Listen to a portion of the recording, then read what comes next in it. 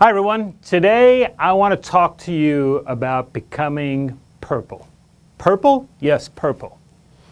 Today there is such a fight to stand out and get remembered in whatever you do. Whether you're serving clients, whether your clients are interviewing, whether you're connecting with employers, or even amongst your coworkers, how do you stand out amongst the crowd? Well, I say it's time to become what I would call a purple squirrel.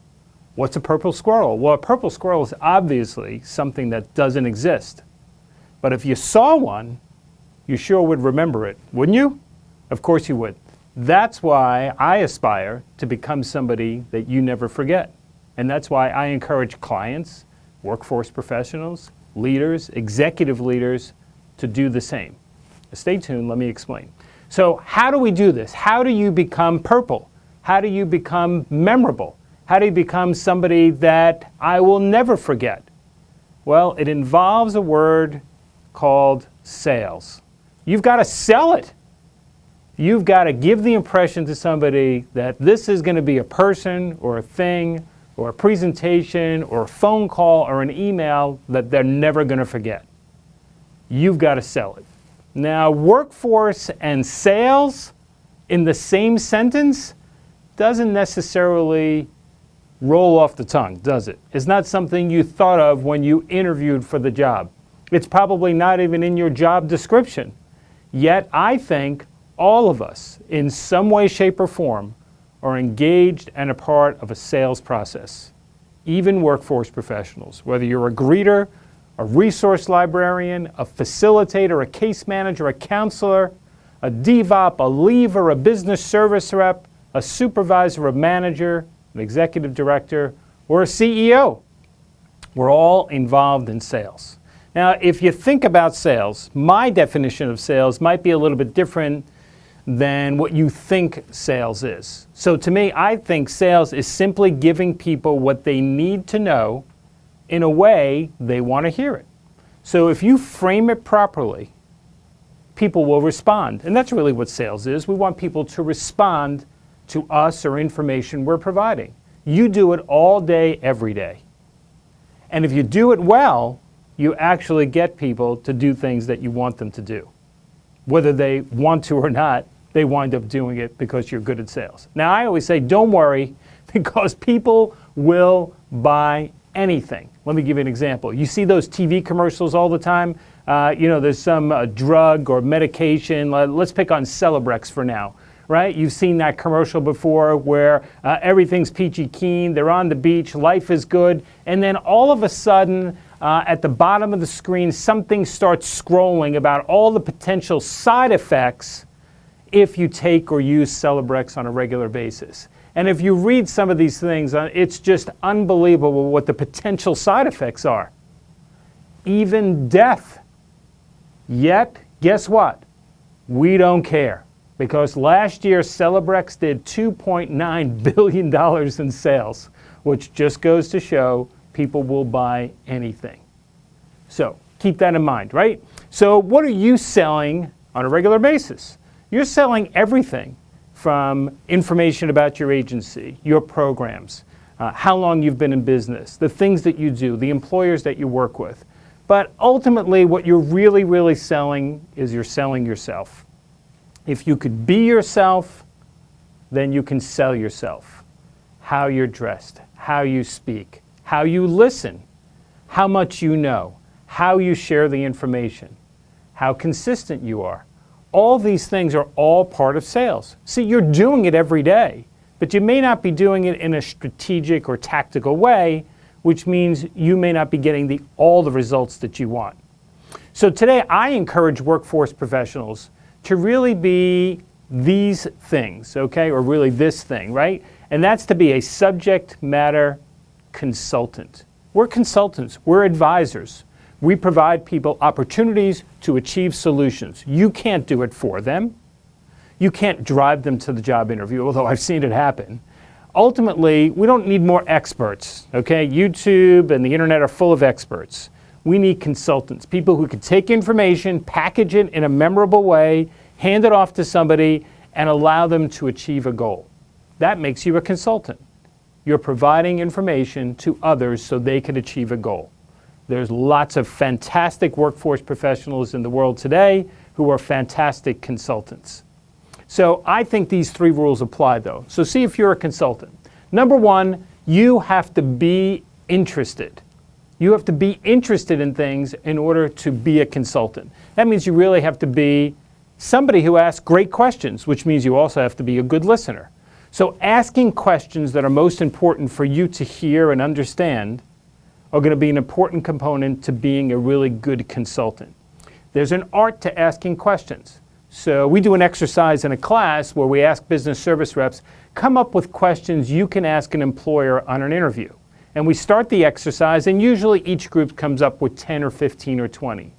And then I stop the exercise and I say, okay, let's turn it up a notch. You have 15 minutes to come up with 100 questions at each table. And at first people are overwhelmed. There's no way we have 100 questions to ask an employer. And I'm not saying, and I say, you don't have to necessarily ask all 100, but let's have a bucket full of 100 just in case we want to ask a few more than 5 or 10. And guess what happens? Over the next 10 or 15 minutes, each table easily comes up with 100 questions. From the really minor questions to really important questions. The fact is they do it. There's so much more we could be asking employers than we do today. We just need to advance our thinking, act more interested, and then put that act into action, obviously. Number 2, we need to be interesting. And there you see the most interesting man in the world there on the screen. Be interesting. So how do you be interesting? Isn't that something we all are? Not necessarily. Do you need to learn a lot? Do you need to use what you know well? Or do you need to know a lot and use it well? Well, the answer is really all 3. All 3 things. So I'll give you for example here. The Department of Labor has the Job Openings and Labor Turnover Report, known as the JOLT report, that comes out every single month. So did you know these things? Did you know that last month there were more than 5 million people hired into jobs? 5.1 or 5.2 million.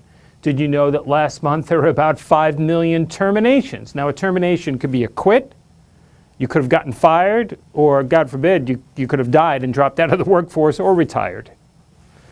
And do you know that right now there's more than 5.5 million job openings? So the number you most often hear on TV is the net number of about 200,000 or so, I think 250 last month, 250,000 net new jobs created. But I think it's much more compelling to talk about the totals, that more than 5 million people found employment last month. To me, that would be more encouraging to a job seeker than saying only 200,000 across the country found jobs.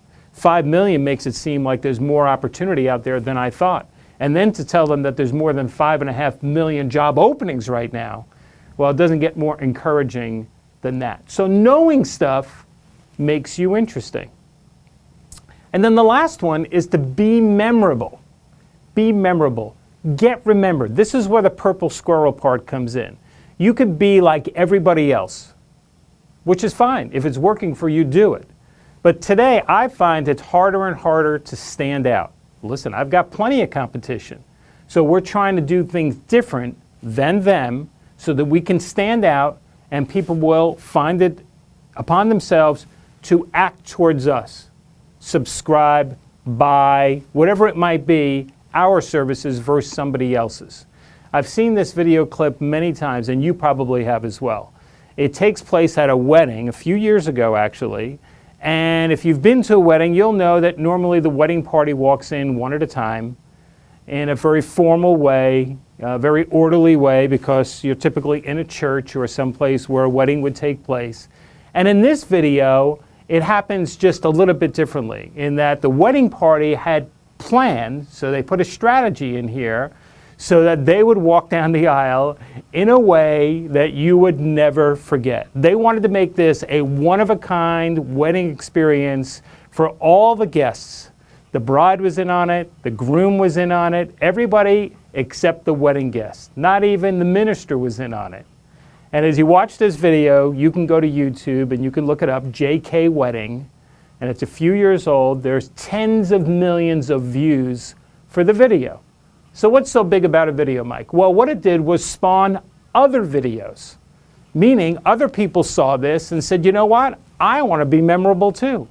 I want to be a purple squirrel. I want to make sure whenever people come to my wedding, or the people who've come to my wedding are going to experience something they've never seen before. They're going to talk about it. They're going to wish that they were there for something else as well. So go to JK Wedding on YouTube and you'll see dozens and dozens of other video clips from other weddings that have happened since this clip, whether it's a first dance, whether it's a mother-son dance, a father-daughter dance, a wedding party dance. Everybody's trying something different to stand out and really be unique and memorable. That's what I find really compelling about this video right here, and I think it's groundbreaking because it started a trend. So if they could be memorable, you could be memorable. And being memorable really just takes a little bit of strategy, a little bit of creativity, a little bit of desire, and probably a little bit of daring for yourself in order to try and stand out from the crowd. But you think about employers today. Are they looking for the common candidate or somebody that they can remember? Do you want a resume that looks like everybody else's, or would you like a resume that looks a little bit different? So give it some thought. Ask yourself, are you being purple, or are you being like everybody else? Are your clients being purple? Is your agency being purple? Are your programs purple? Because today, it takes every single ounce of effort in order to stand out and be memorable so that you're chosen. For Workforce 180, I'm Mike Fazio. We'll see you next time.